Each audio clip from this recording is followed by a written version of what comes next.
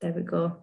Welcome everybody, good morning, and thank you for coming to our webinar today, which is held by JMS Trust, one of Learning Disability England's partner organisations. And we're really glad that you could all make the time to join us this morning. Before we properly get started, I just want to do a little bit of housekeeping. It would be great if you could mute yourself when you're not talking today, just so everybody can hear what is going on, and make sure no one's speaking over the top of each other. I will try not to mute people because I've not clicked the button to be able to unmute you again. So I will try not to do that, but if anybody gets stuck, please do let me know. If you have a question today, it would be great if you could use the raise hand button, because it'll make sure it brings it to my attention and you're not sat waving and I can't see you. But if it does become a problem, just unmute yourself and ask your question. We're going to try and save all of them to the end so we can get through everybody's presentations, and hopefully we're going to have about 20 minutes where we can all have a chat together. If you want to put your questions in the chat as we go through, I can keep an eye on them and make sure we come back to them at the end. I know that trying to remember all this information on your questions at the same time can be quite difficult. So please do feel free to put them in there if you want to. And as you know, we've started recording already. If you don't want your face to be in it, it would be great if you could knock your camera off, because I can't select the people who are going to end up in the recording. So that would be really helpful. And I will send that recording as well as all of the slides out after today's session. It might also be helpful if you want to view today's session in the full screen mode. And if you go up to the top right hand side of your screen, there should be like an option between gallery and full screen, or speaker, I think it's called. And that'll just keep your attention on the one person that's speaking. So now we've done that, I'd like to ask you all if you would take part in this poll that I'm just about to launch. And that is just so we have a little bit of an idea who's here today, and can help us understand who's interested in the work the Trust does. Just give you all a quick minute to do that. You can select multiple answers if you're someone who fits into a couple of categories, or you can tell us in the chat if I haven't managed to cover you in the titles. And it looks like a huge percentage of you are family carers who are here today, over 80%. So it's really interesting, and I'm really glad that you've managed to make it. Fabulous. Thank you all for that. It's very, very useful. I'll end that there. Okay, so for today's agenda, Mark, one of our trustees, is going to start us off with a bit of history about the Trust and why it was set up. Then I'm going to talk a little bit about the current work the Trust does and what options you might have if you want to work with us around setting up your own supported living. And then we've got Els and Catherine, who are going to share a bit about their experience of being family members who set up their own supported living. I think that'll be really interesting to share, because they've done quite different projects, and hopefully quite inspiring to see what options you guys have if this was something you were interested in. So I'm going to stop sharing and I'm going to pass over to Mark. Okay, thank you. I want to describe briefly how and why the Trust came into being, not just as a trip down memory lane, but because I think it'll help to explain how and why the Trust uses its funds in the way that it does. And then Rachel will be describing that in greater detail. I want to go back about 10 years to a report called the Fitzroy Report, which contained a striking finding that more than half of parents with a learning disabled child hoped that their child would die before them. And that was shocking, but in some ways not surprising. In some ways it's a relatively new issue, because even a generation ago, people with learning disability would tend to die before their parents because of usually for medical reasons. but it highlights quite how difficult it is to plan for the person that you care for to move from home to independence. And that applies both to family carers and to the person that they care for. So why is it so difficult? Well, I think the biggest range of barriers are actually emotional barriers.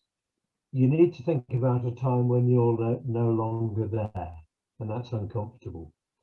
You need to think about whether the person you care for will really be able to cope, and whether, like most family carers, you've exaggerated their abilities because you're always looking for the positives. You always have a fear about whether whoever takes over the care will be able to do it as well as you do. You have worries about, are they ready to do it? Are you ready to do it? Will they be safe and happy? Will they feel rejected? And for some people, they back out of all of that by relying on their other children to take on the role. And I think there's considerable reservations about that. So those are all emotional barriers. There's lots of practical barriers too, to do with where the new home will be, who they'll live with, how any new accommodation will be run. You know, will they become isolated? What if none of it, what's on offer really suits? And it feels too big a decision to make compromises. It's too important to give way on important beliefs.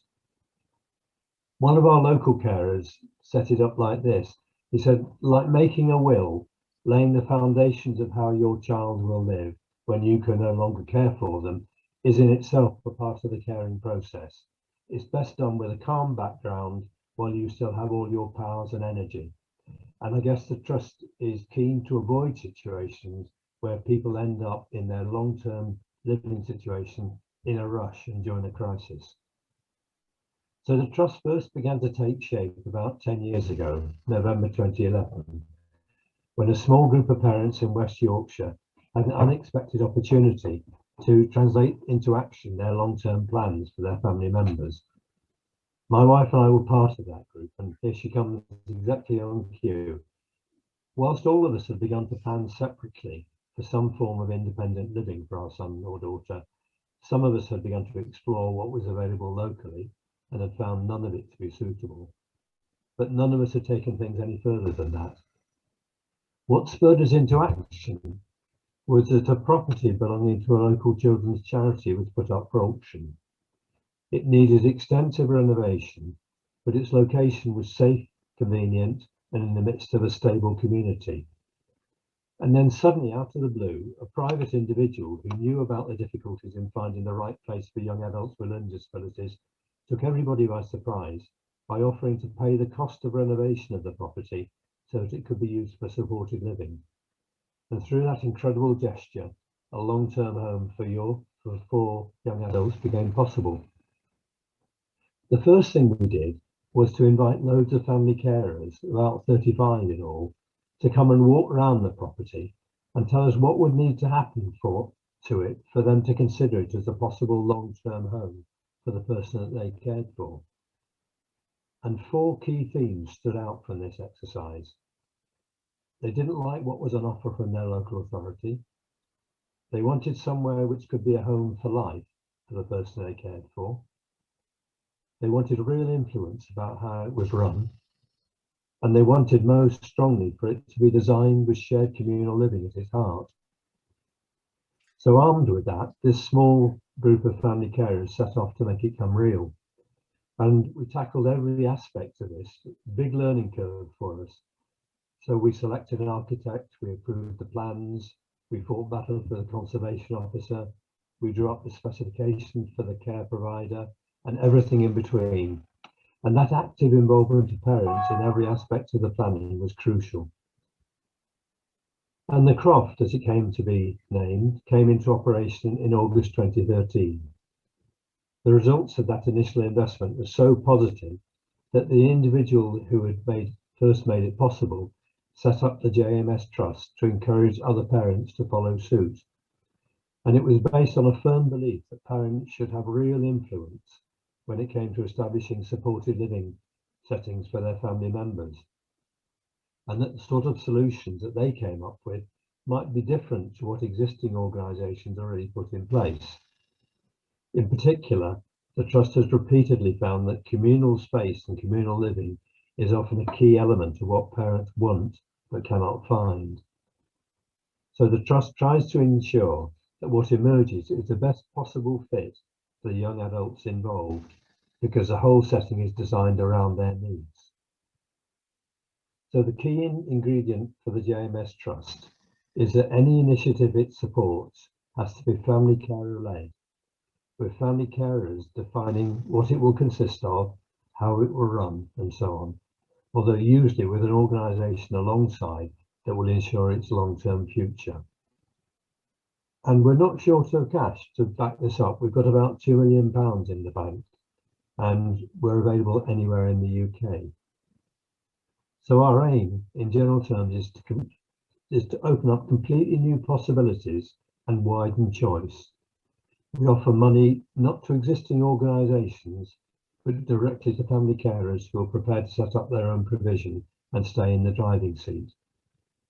They can then make sure that what is set up really suits the person they care for and involve them in the planning if they want to be involved. And it can happen while they as family carers are still alive and active and able to put in their knowledge and expertise to get it right. And just one final thing to say before I pass on to Rachel, is that JMS style is to work alongside groups of parents who want to make things happen rather than expect a fully polished application before any discussion can begin. We very much believe in working alongside. And that's all I need to say at this point. Thank you very much. Great, thank you, Mark. Everyone just forgive me 2 seconds while I try and do multiple things at once in terms of technology.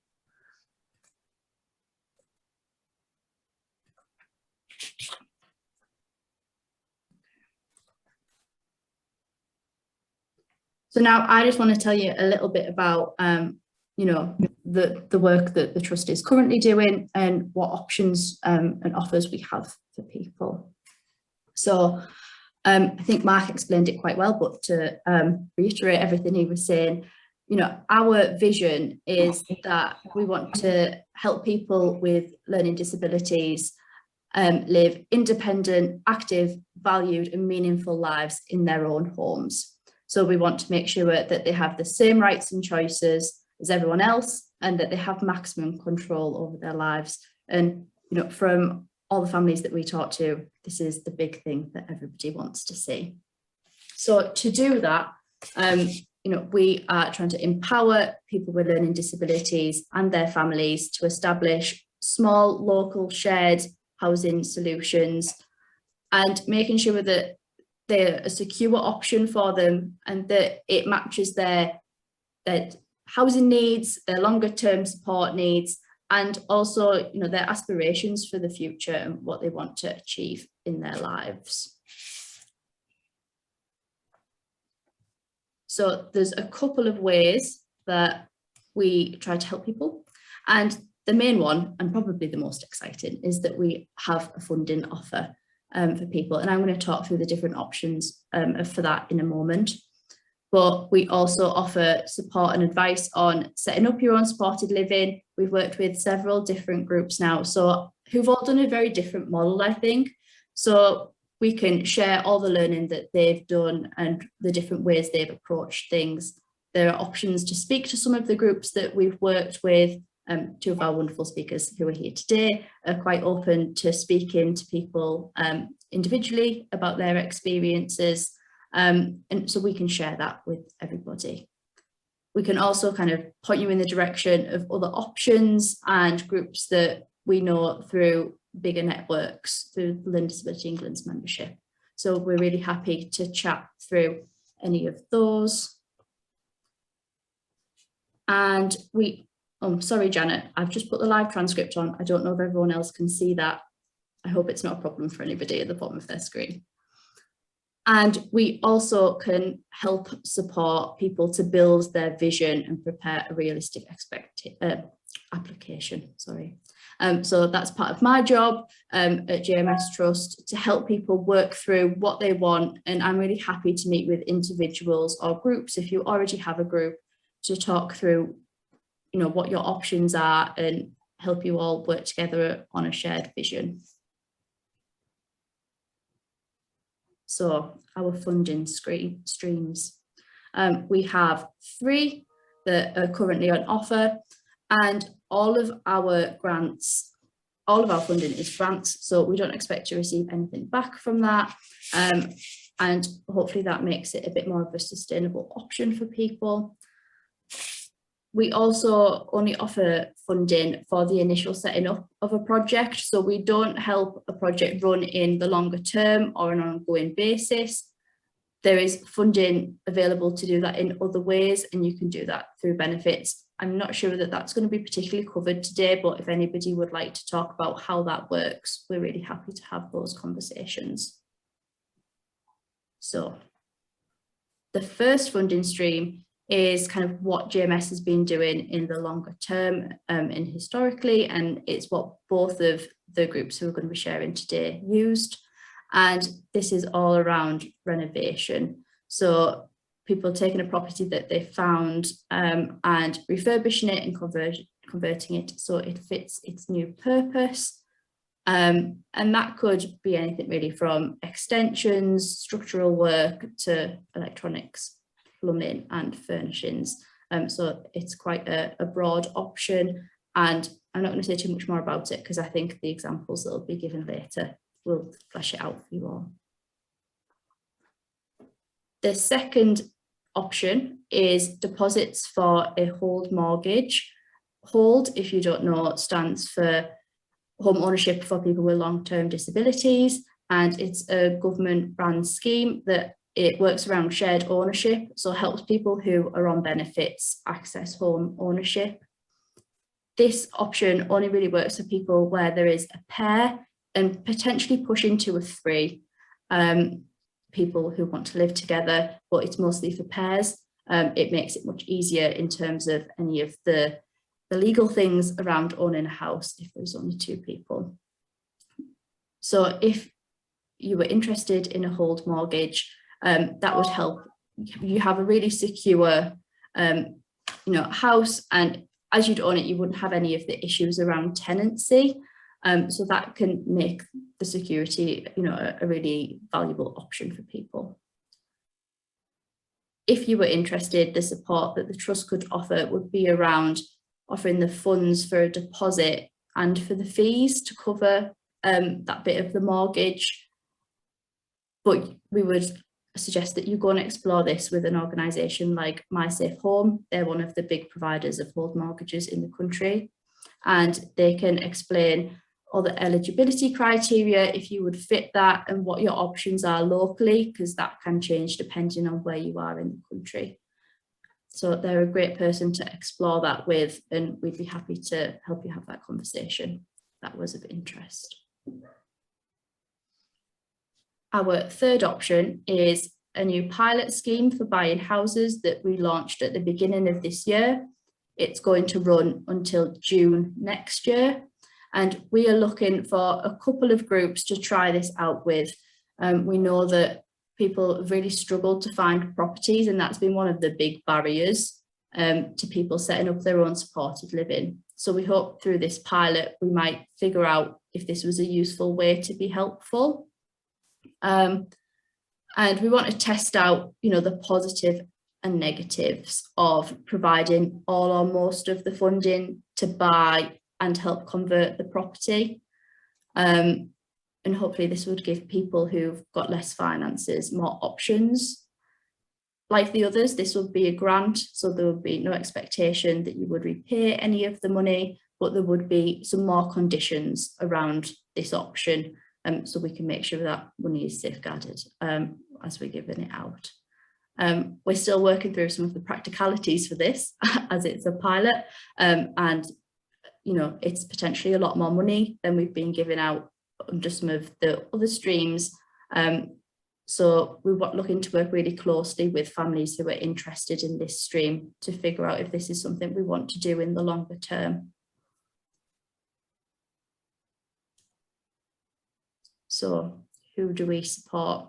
I think Mark covered some of this. But but we're interested in supporting small groups of adults with learning disabilities who want to live together in the longer term, and their parents or family carers who are prepared to be in the driving seat for the project and to make it happen, make something that's really personalised and fits the group's needs. We don't offer funding to individuals who want to live on their own, because there are other ways of finding properties for that purpose, and it doesn't really fit within our scope. We also don't offer funding directly to existing organisations, because they have their own money, and we want to make sure that it's not them that's in control, it's the families that are in control. If you were looking to work with an organisation as part of, you know, your project, we'd be really happy with that. We think it can make the project more sustainable, but it has to be the families that are in the driving seat. I've also said a few times that we work with adults with learning disabilities. We know that that can be quite a political, you know, term in understanding what exactly that means, and we take a really flexible approach where we allow people to self-identify as having a learning disability when they're applying to us. We also know that sometimes in a group, maybe not everybody has a learning disability, somebody might be autistic, and that doesn't mean that you can't apply, and we'd be really happy to talk around the group makeup and if that's something that we can support. And a last bit of practical information about how we work. So in terms of how much people can apply for, we don't have a set limit.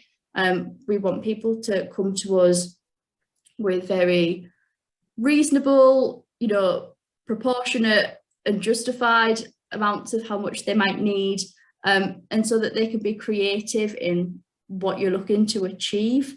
So we don't set a limit, and are happy to talk around, you know, the options that we have. And we know that we need to be quite flexible, because as families, most of you probably aren't experts in applying for grants or, you know, managing renovation or house buying projects, and that can be quite complicated. So we're happy to have conversations around that. And also, if you applied and there was an aspect that the trust wasn't interested in funding, that wouldn't mean that we threw the whole application out. We'd be really happy to talk about which aspects we would be interested in funding and figuring out how that could work within your project. We don't have set funding rounds, so applications can come in at any time, but we do normally consider them every quarter at our trustees meetings, as that gives our trustees an opportunity to discuss them in person rather than over email.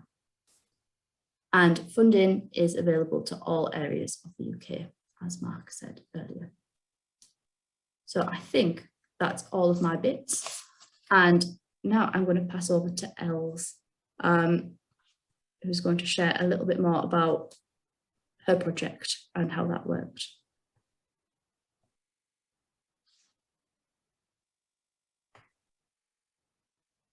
Hi, Els. Hello, good morning.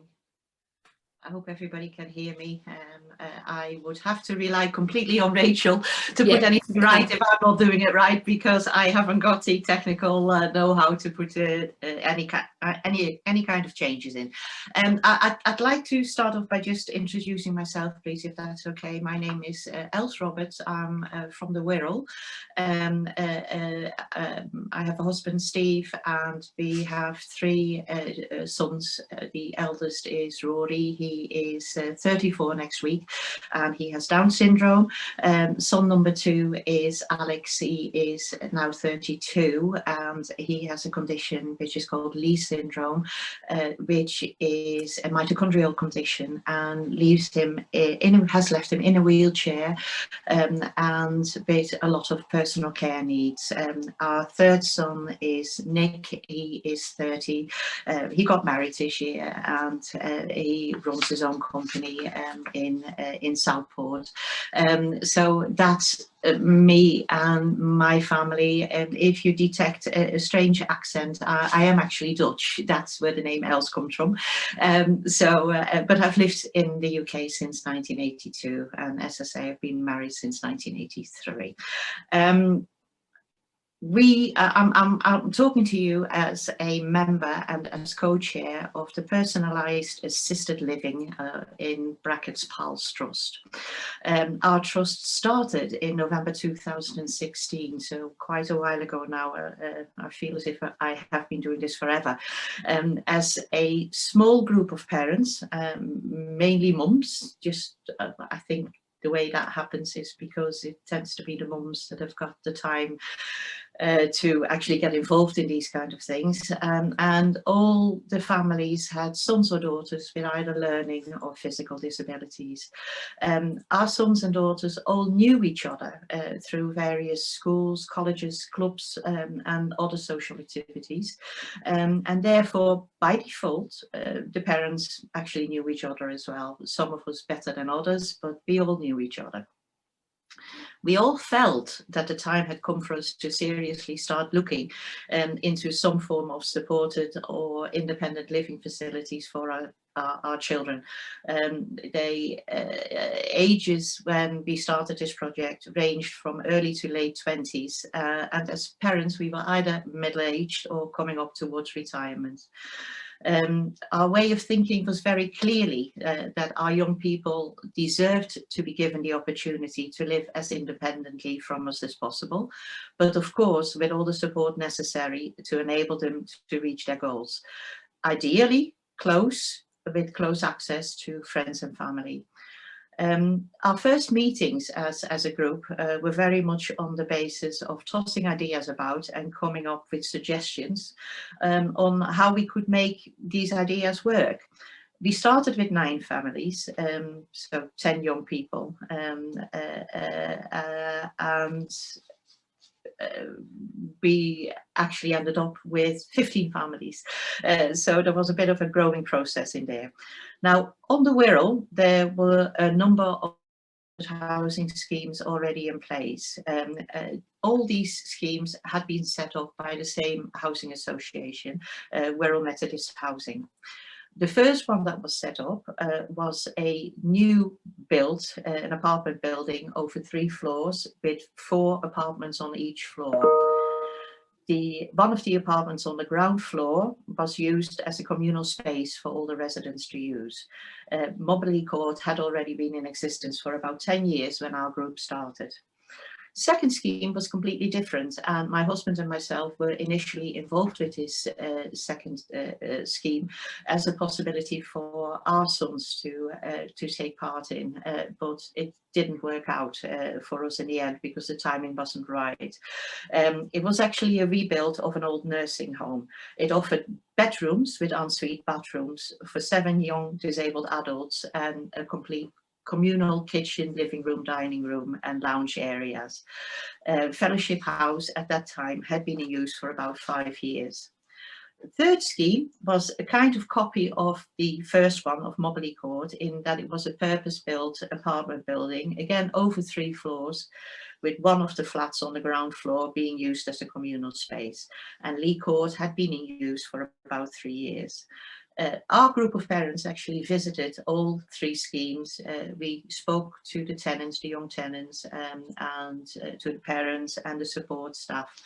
And by that time, all our parents also started to talk to social services to kind of start balls rolling. Social services told us that this particular model, which we call the Fellowship House model, was not likely to be used anymore because the way social services was thinking was that to them it would be better for young people to have their own full tenancies of a full apartment rather than being part of a house situation. As parents, we were quite disappointed at that, because we all felt that Fellowship House had a very homely atmosphere, and it just felt good, and it would have been worth striving for something like that. But we were told that it wasn't very likely to be happen, so we turned towards the third model, the Lee Court model. Some of our parents in the group were really worried about this, because they felt that if their young person, or at the age of 25, would be given an apartment with 1 or 2 bedrooms, it would actually make them quite lonely. They would be stuck into their own little place without actually socializing an awful lot. So we made a decision that this could only work on the basis that we had to have a good communal space. There had to be a space where all 16 young people could be together, where they could socialize, where they could have parties, or just watch television together. And without that, the whole project was going to be a non-starter. So we organised talks, and parents who had gone through some of the earlier projects came to talk to us. We talked to social workers, we talked to care agencies, and slowly but surely the group came properly together. So the other schemes were all run by Wirral Methodist Housing as a housing association, and so we thought it made sense to start talking to them. So my husband and I, by the middle of 2017, had our first meetings with Wirral Methodist to kind of find out whether they would be willing to work with us. They were quite happy initially to start looking for a project, as long as we could guarantee that social services was going to be backing us up with the necessary care packages. So we had a meeting with the top people of Wirral Social Services, and we explained to them that it was imperative to us that our young people, upon leaving their family home, would be living together with people that they had known, that they had grown up with, friends that they knew from clubs, etc. And that otherwise it would be very hard for them to settle in a new life situation. And initially social services was very sceptical that this could work. However, apart from one, all 16 young people already had a care package in place at home, and were already known to them. Also, our group had got to the stage that we weren't very easy in taking no as an answer, so we kept pushing, and that surely helped us. So we kind of worked with them. Social services wasn't easy because well, I think most of you have probably got your own experiences with social services, and it isn't easy to talk to them. We found that with one social worker, and actually they gave us 2 social workers, even though we had 2 sons living house. To me, the obvious solution would be to give that family 1 social worker. No, it didn't work out like that. We had 2 workers for each son, and by the end of the project we had actually worked our way through about 5 or 6 of them in the course of 4 years. So it's probably a fact that you have all lived with through your life with your young people. So Wirral Methodist came to us in September 2017, and they told us that they were in the process of buying an old factory site in Bromborough, a listed building with a lot of local history. Now, part of this building was going to be redeveloped for social housing. Wirral Methodists were happy to talk to us about a supported living scheme for the other part of the building. Now, I'm going to show you a picture. I don't know how this is going to show, but it probably won't. Yeah, it does. that is actually the building that they bought. So it didn't look much when we started off. We first went to visit the building in November 2017. It was a building site, and we needed a lot of imagination to actually think that this could actually start looking like something that it ended up last year. But the decision was made. That was what we were going to work towards. But in the end, it was only the start of the project. Through 2018, we had a lot of meetings with Wirral Methodist, with mainly social services, and the whole year 2018 just kind of flew by, trying to make our stance, trying to stand up for our young people and keep telling social services that this is what we wanted. They didn't have anything available that we felt was going to be suitable for our sons and daughters, and we weren't accepting what they could offer us. We wanted what we were looking at, and we were just going for it. We set ourselves up as a charitable trust, because obviously by that time we had started fundraising as well, and we just found that we could access funds possibly easier if we were a trust, and we received trust status in November 2018. When we got to early 2019, we saw the floor plans of the building, and we realized that the flat on the ground floor that was going to be the communal lounge was not particularly large. So we thought we really wanted a bit more space, you know, to put 16 young people and a couple of support workers walking in and out together. We needed the extra space for socializing. So we did a bit of local fundraising, but our funds weren't very big. We were only talking about £5,000, £6,000, which we had to have in the bank to even apply for a charitable status, but that was all we had. And backpacks and sponsored walks only get you so far, not to any kind of big money. So round about that time, our local branch of Mancap, who was quite involved with us, put us in touch with the JMS Trust, and they suggested that they might be able to help us with some funding towards extending our communal facilities. We met with the trustees and explained to them what our plans and ideas were. Initially, their reaction was that they would probably not be in a position to help us, as they worked mainly with small groups and where people live together with communal spaces. So again, we decided that we weren't really going to take no for an answer.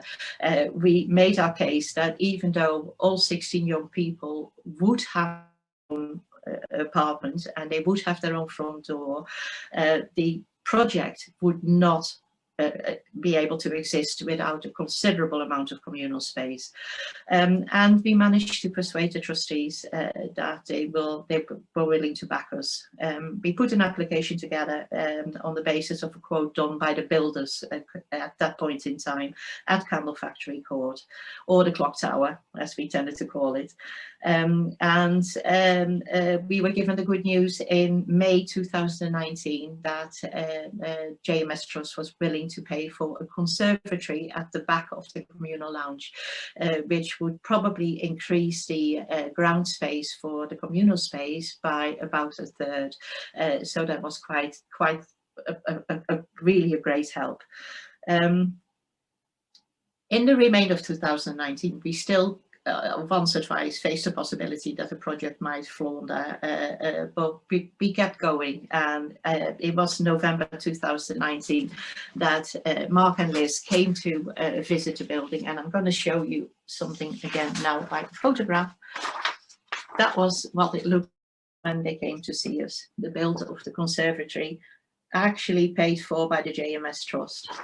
By the time the conservatory was finished, it looked like this, a lovely space.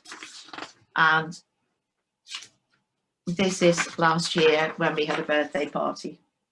So fully furnished, people enjoying themselves. So that was our bit. JMS Trust that really helped us. Now, November and December 2019, just to take you to the end of our project, or the beginning of the project, really, of course, a blur of activities. We had decided by that time care agency we were going to employ. One of the main points that we felt all the way through is that as parents, as a parent set up trust, we wanted to be in charge who was going to look after our young people, which, as you remember from Mark's chat earlier on, was one of the main points that their project also was behind their project as well, which was that we needed to choose the care agency. We wanted the care to be in place as parents wanted it, not as social services wanted it. So by doing it this way, we were allowed to do that. So we had chosen a care agency. If anybody would ever want to talk to me about how it actually works, by all means, Rachel will give you contact details, etc. I'm happy to talk anybody through it. But we have got 24/7 care in the building for the 16 young people. Support staff is there 24/7, 2 members of staff. All the remainder of the care is being put in through individual care packages, so tailored to every young person in every flat. So in January 2020, the tenancy agreements were signed, and all the guys were giving their front door key, and it really was a cause for celebration.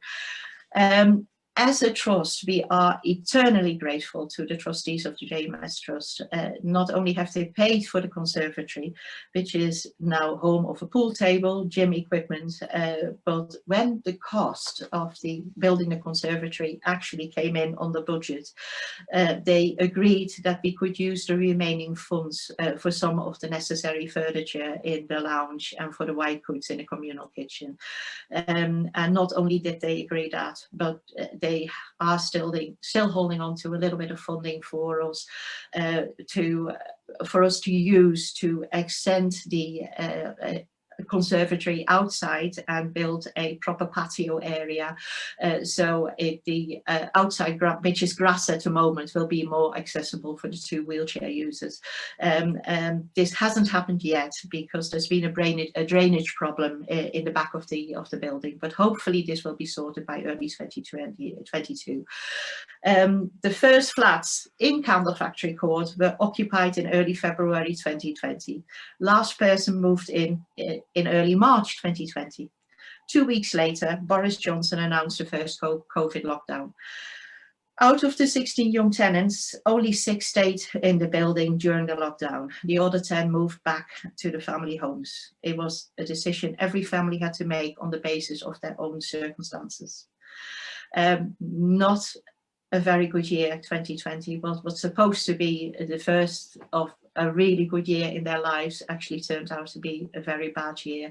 But in August, at the end of August last year, everybody was back in their flats. Now we have had problems. We had a COVID outbreak, which was unbelievably stressful, but we've came through that. Nobody's been seriously ill. We haven't lost anybody. Everybody is now settled into their flats, and we are looking forward to Christmas 2021 in a much different way than we were dreading it last year.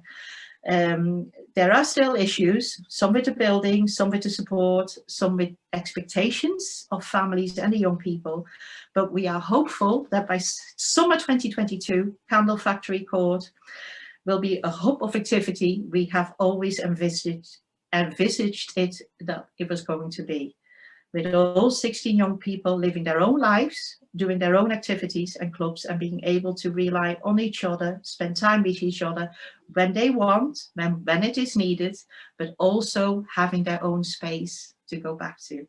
So thank you, JMS, for all your help and support. There we go. Thank you, Rachel.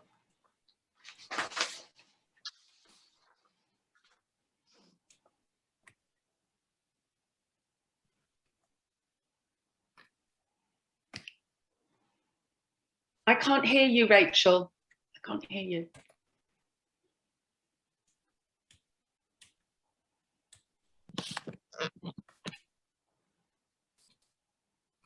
Can you hear me now? Yes. Sorry, I'm not sure what's happened. My no, don't screen worry. has gone very funny, and it won't let me unmute. And it also won't let me share the presentation now. It's gone quite blank. Oh, So well, let I me can just talk. see if, oh, hang on, let me see if this will bring it back. Right, here we go, I think. Sorry, everybody. It was me thinking I had all the tech things sorted. And Catherine has lovely pictures to share as well, so... Don't worry. I mean, I can leave them with you and you can always disseminate them if you can't share it.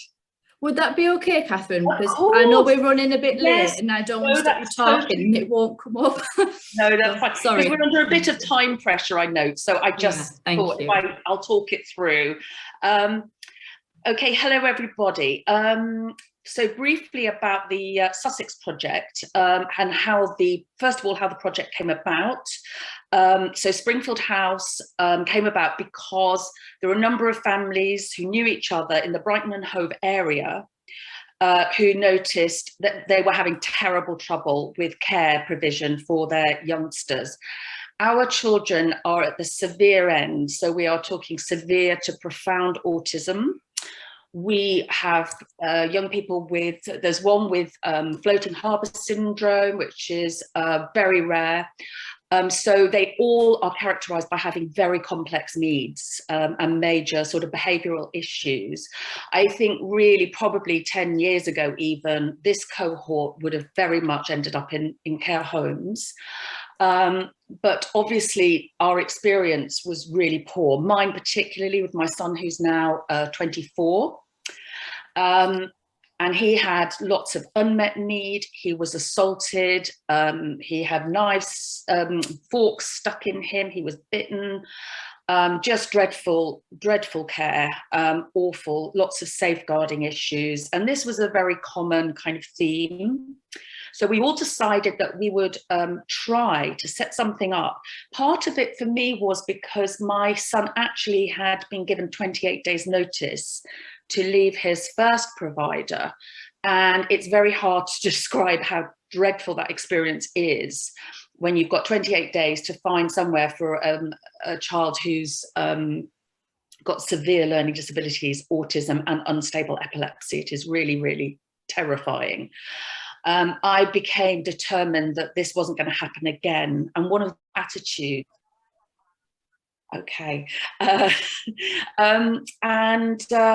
So we worked with him and we were very lucky because one of our cohort had a house, a big house, large house in Hove.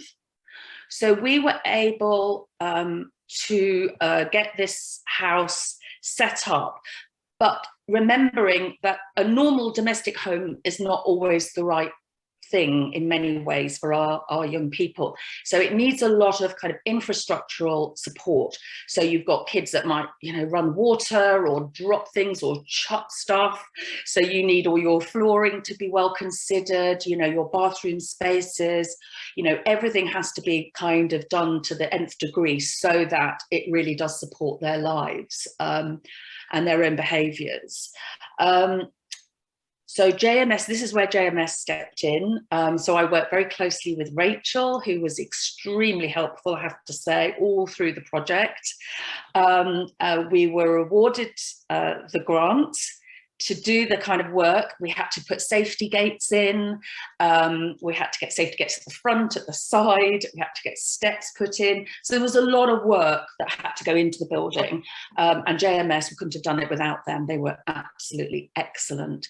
I'm aware of time, so I'm going to keep moving with the points I wanted to make. Well, in terms of what we learned as a group, well, I suppose one of the key things for me personally was I didn't want my son to live on his own.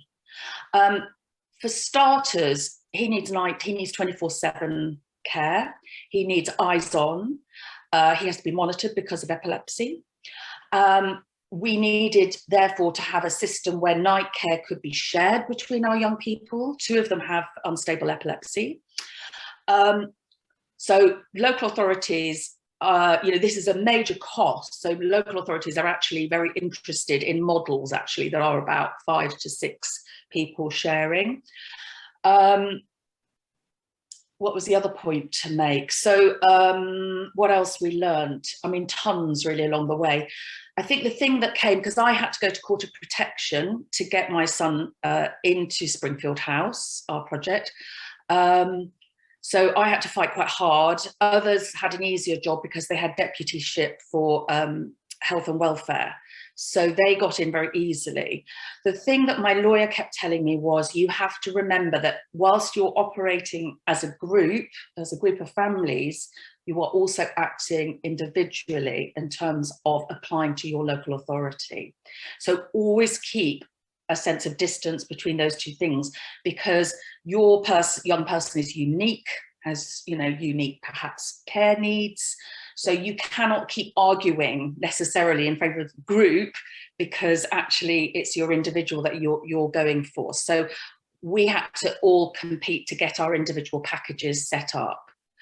That was a process. East Sussex, I have to say, are not the easiest people to work with, very challenging at times, but we got there, and now they are, you know, they love the care provider. He is setting up another supported living house.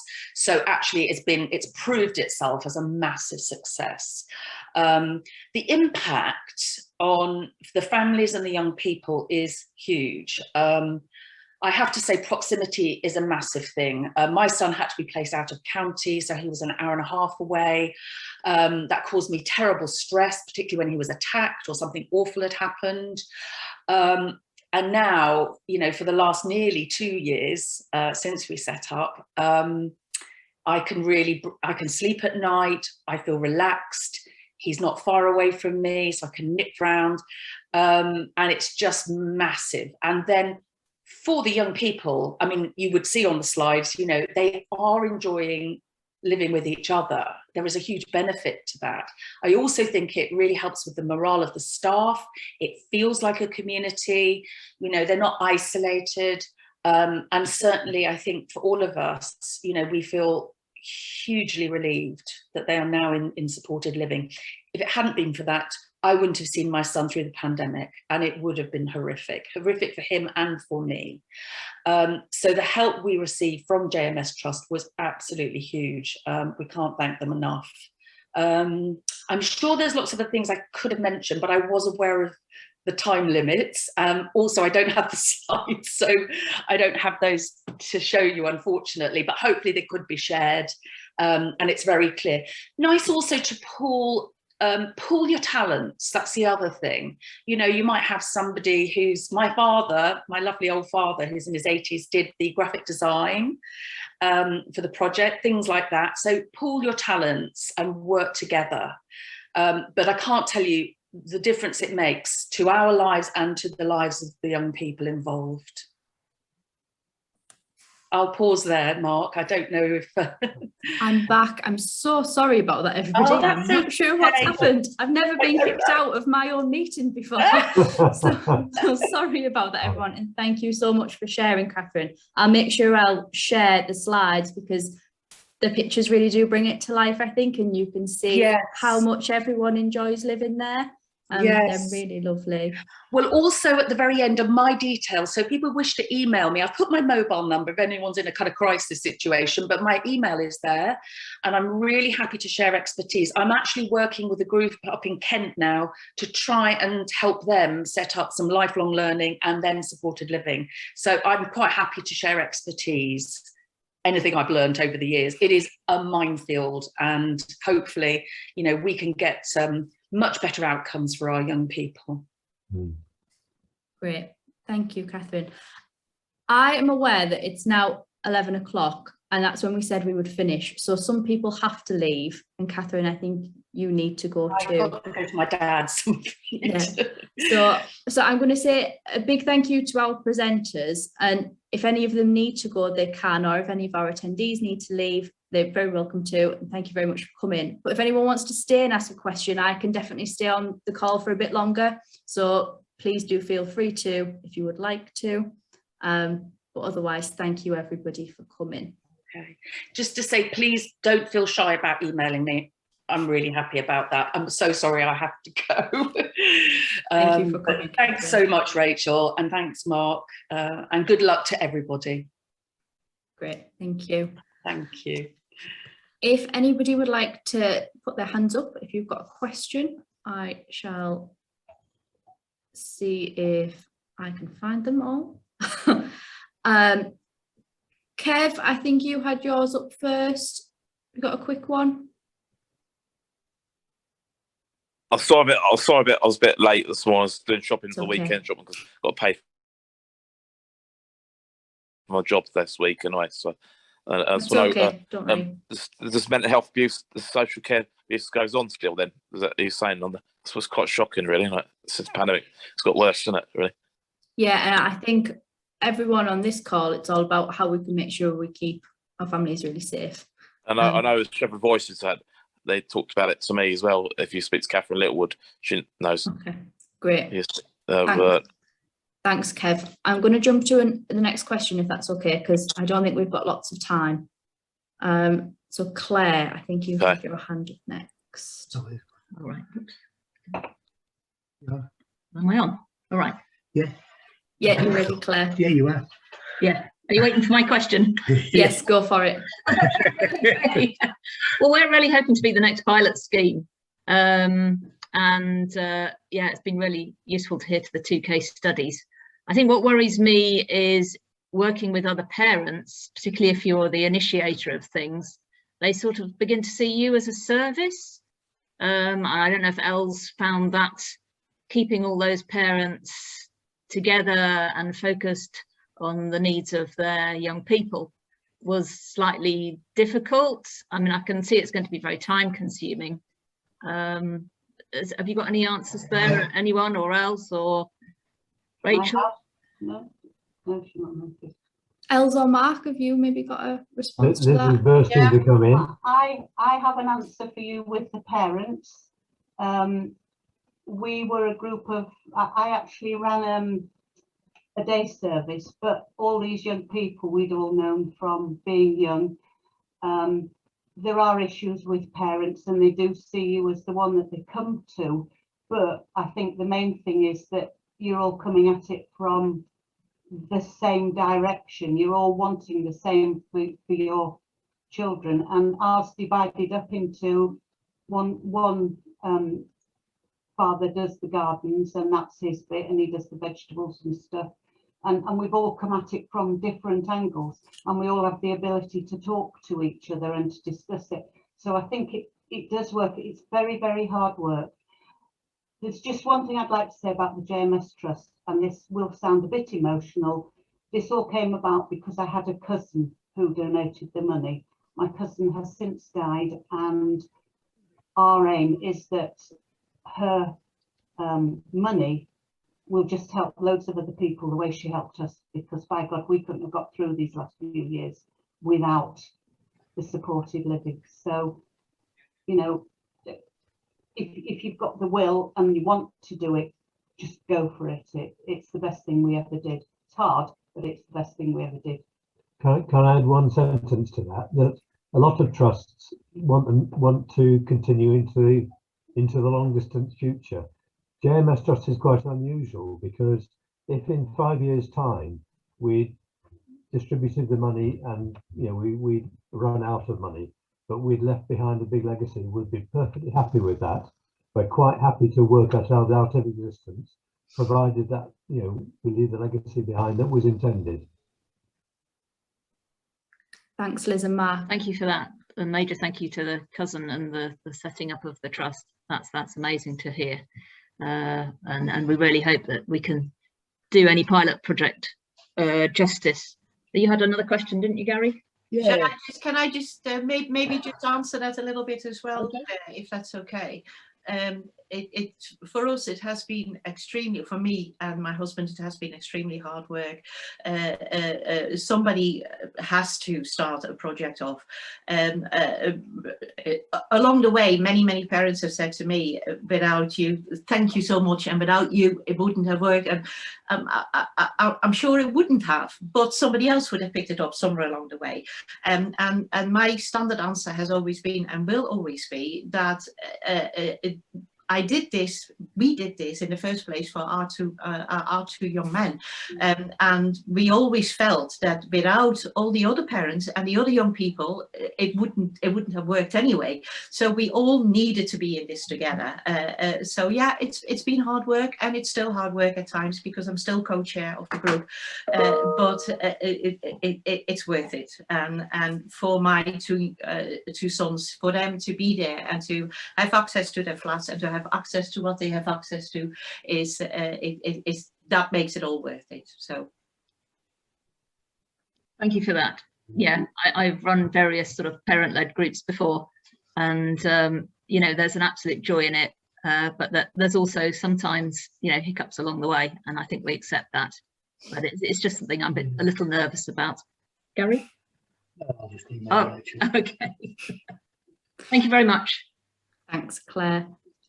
William Jackson, you've got your hand up, and I can see there's some questions in the chat too. Oh, yeah. Okay, I'm off. See you later. About an hour and a half. Okay, mate. You're on mute, William. I can't help you, unfortunately. It won't let me unmute you. Can you hear me now? Yeah. Yeah, I'm certainly interested in the pilot scheme, as I want to set a supported living service up. I just need, like I said, the expertise and stuff like that. Just help me along the way. Oh, well, we can definitely have a conversation then, William. I'll drop you an email after this and we can have a chat. Thank you. Great. I can see that there's a couple of questions in the chat as well. People asking how you can find other families who are looking to do something similar. I wonder if Els or Mark and Liz want to share how they did it. I think our group just kind of grew automatically without actually having to do any work, because we just all kind of knew each other. We didn't.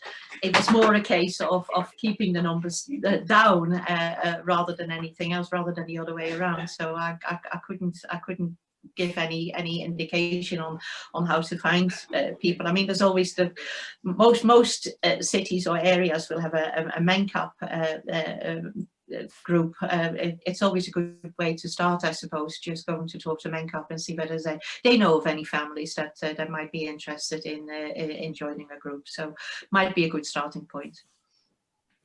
I think when you're starting from scratch, it ought to be dead simple. You know, it ought to be a matter of going to, you know, the person in the local authority who has to respond to requests from people for supported living and saying, you know, can you give me their names and addresses?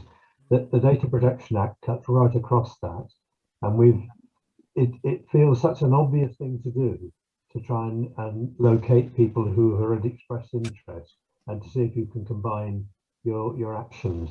Is far more complicated than that, because the Data Protection Act doesn't allow them to share the information. So you have to be fairly imaginative about that. I don't think there's a simple solution, sadly. I think ours came through the local college, and certainly we had a friendship group from our children being tiny. That the hospital had set up. I don't think they do anything like that, and also the day centres, and that was the way we drew from. But a lot of us as parents were friends anyway, and I know it's difficult now, but that's basically where it came from. And although we started with 35, we only ended up with 4. We then have had 2 more houses that have opened, one with 2 and another one with 4, but they're all young people that we've known for years. So we also belong to a special needs gym club. So it's drawing on all those kind of things really, and it's quite difficult, but I think sometimes it takes, but it does work.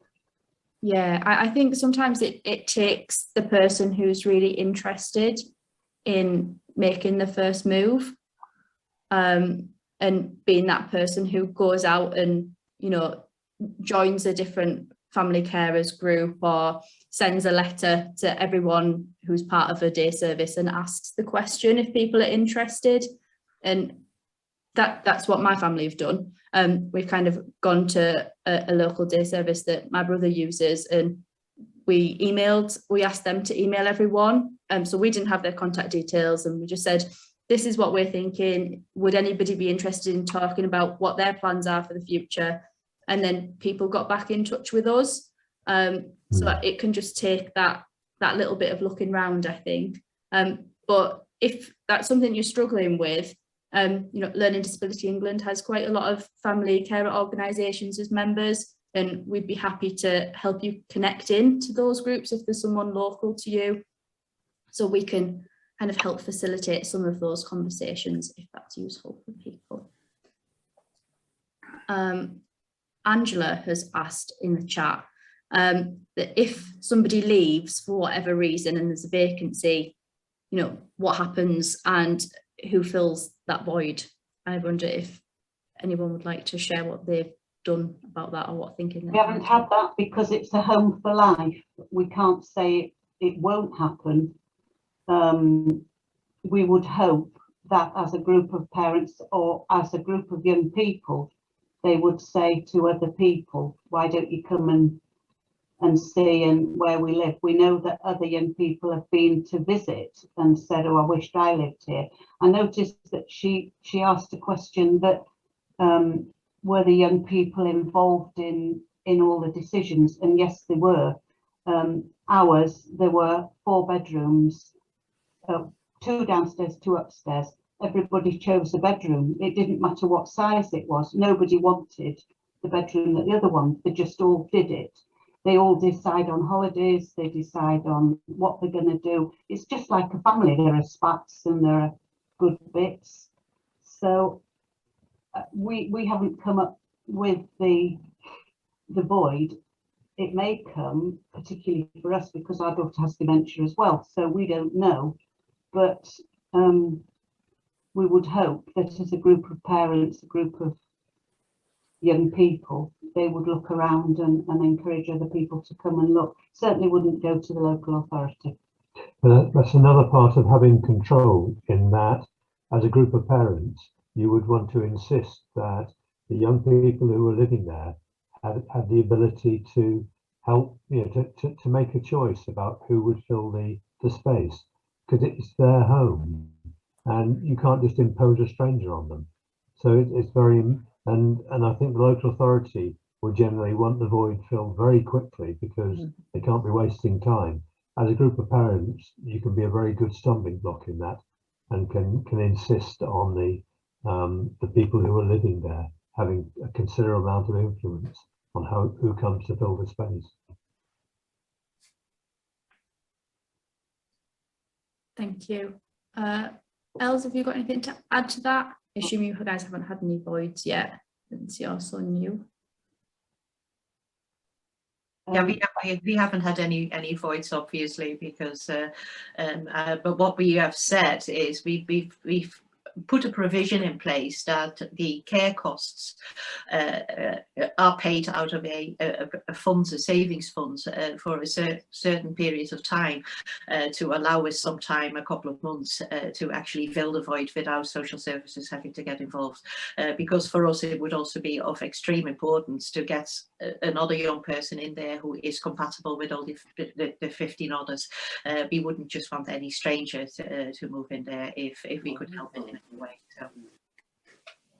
Thanks, Els. Yeah, I think, you know, it's about working out what you want to do with your group and how you want to make it work. You know, you're in charge. It's your project, and you know, you can be the ones that decide the process that you want to go through to fill that void if it was to happen. I can see that there's loads of questions and things in the chat. There's people asking if we can share the speaker details, and I will definitely do that afterwards, and about maybe linking with other people on this call who might be interested that are in your local area. If people want to do that, you could maybe send me after this, like your region or something, your local area, and I could see if there's anyone who could connect together and put you in touch with each other. I'm happy to try and help do that if it would work. But please send me an email if that would be a useful way for you to work. See what else people have asked. If I find any questions after this that we've not answered, I'll collect a response and send it out to everybody. Hello. Hi, Kev. I think the loads of England asked me feedback about some other subjects they sent me email about. I need to speak to you about that actually. I'll speak to you at the end. Is that okay, Kev? That's okay. Okay. Yeah, right. I know which one you mean. Great, thank you. See, does anyone want to ask a question out loud while I try and figure out who was next? Do you mind if I just ask a question? Sorry. Is that Angela? Angela, yeah. It is. Go ahead. I've got a very different head, and because I work for a local authority. I'm a learning disability nurse. I sit on an accommodation options panel 2 weekly. We're looking at developing services within the area that I work as Tameside. We do have parent-led groups within Tameside, not in the way that JMS has worked and not the way that you're working. It's very exciting to hear all this, to be fair. And I do think about how we pool individual budgets and how individual budgets change. And I think I've got more of a commissioning head, not a mum and dad head, and I apologise for that. But I do think it's really interesting that you've made that work and you've made that come together. It's really quite inspiring. Now, to pull that in a sort of a joint working way, I think Mark had spoken about some of the I think all parents had spoken about some of the difficulties with social services and how you get them engaged positively. That's the bit that I would like to hear about more. So if someone wants to connect to me, I would love to speak to that, because I would love to share that best practice. Do you know what I mean? Does that make sense? It does. Yeah. I think we can. That for me is where Tameside needs to start thinking about, well, what do we do to make, because we've got people who come to our accommodation option group, and like you, we don't have what that person needs, and then we say, well, what do we suggest next? How can we help that next? How can we make that better? So if somebody would be interested in that, if I put my email into the chat, would they want to contact me just to have a chat? Is that okay? I can definitely sort something around that, Angela. Perfect. Yeah.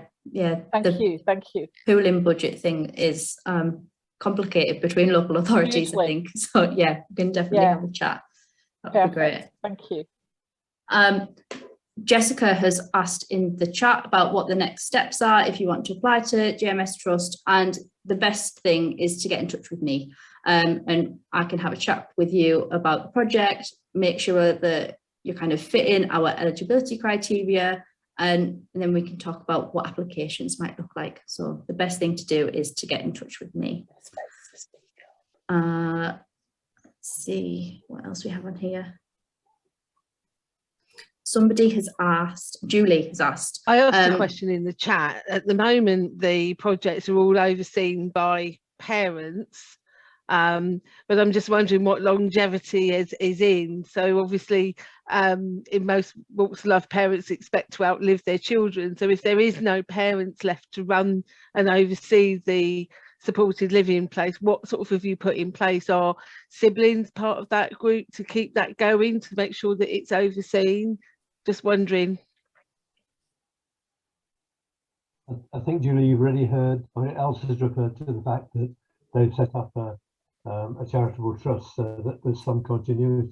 I think the JMS Trust would always encourage you to link to some long-term organisation that will keep an eye on things, because you're right, the worry is always what happens when you're no longer there to shout the odds. And I think different people have taken different lines on that. but it's all been about trying to build in some sort of succession plan for what happens when parents are no longer able to carry that out. Brilliant, thank you.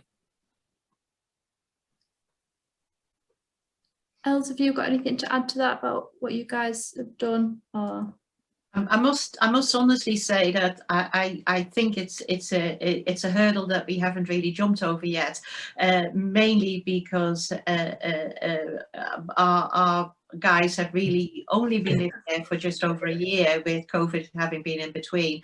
I do know that all parents had to have an LPAs in place anyway, so there is that, and all 16 young people have got a representative trustee in the PALS Trust, and that therefore if one of those trustees would no longer be there, that post would have to be taken over by another trustee. So I suppose but trying to tighten those kind of things up, but it is a subject that we will have to discuss, I suppose, within the next year or so. Yeah, it's a hurdle that we still have to face. Thanks, Els. Sheila has asked what organisational framework is being used by families, not a for-profit company. Sheila, I don't know if you want to ask any more about that, or if you're still here. Hello, it's just that I don't quite understand what what kind of organisation families would then need to have. So there's been a little bit of talk since I asked my question about a charitable trust, for example, but it was just trying to think about about what exactly that might look like and does look like. I may have missed it in the conversation. I had to pop out for 5 minutes. Do you want me to answer that, Rachel? Go on, Els. Well, basically we set up our group as a charitable trust in the first place, so we could access more funds in an easier way to allow us to do our fundraising. As otherwise, I think you might find that most local authorities will have their own kinds of rules about what kind of groups they are willing to talk to. I don't think you have to set yourself up in a kind of an organizational way to just be allowed to talk to social services as a group, or to approach a housing association as a group. They might point you in a kind of a direction.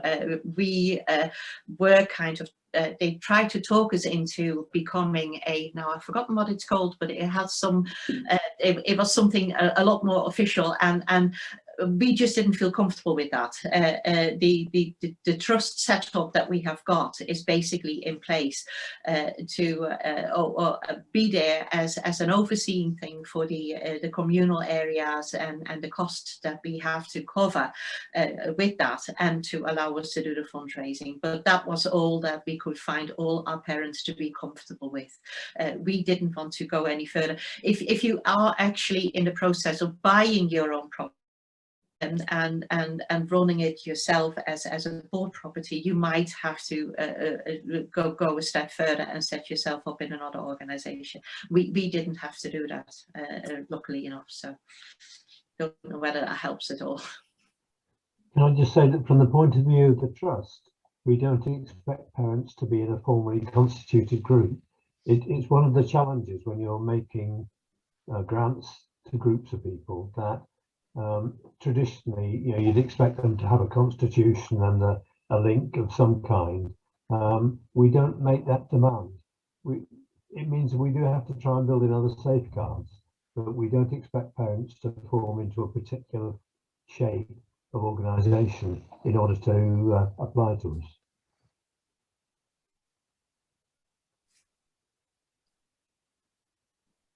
Thank you both.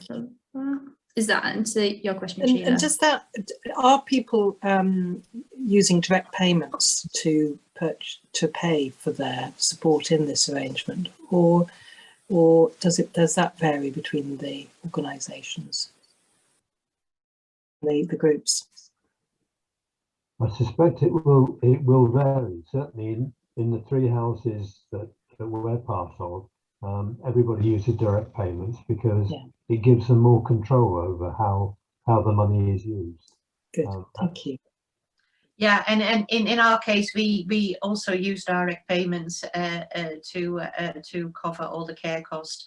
I think it will probably differ from local authority to local authority how they would want this to be set up.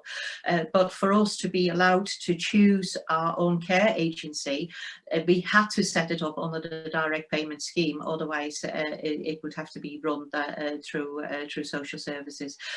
But because we some of the parents in our group, some of the young people in our group actually use PAs or other outside agencies to cover some of their individual hours, and again they will do that through their own direct payments. Some of the other parents and young people, and that's for instance our 2 sons, the direct payments is in their setup is in their names. The money comes in and it goes directly out to the care agency. So it's really a very simple procedure. It just comes in and goes straight back out again. So great, thank you. I think there's maybe a couple of questions and things that we might have missed in the chat. Anyone else have a question? But I'm aware that we're nearly at past. Oh, sorry, did you lose me there? I think there's maybe a couple of questions left in the chat, but we are nearly at past, and I don't want to demand any more of our speakers' time today because they've already stayed over an extra nearly half hour on what I asked them to. So I will kind of collect them questions and put some answers together to share with everybody, as well as the links and other information that people have shared today and contact details if you want to speak to somebody more specifically.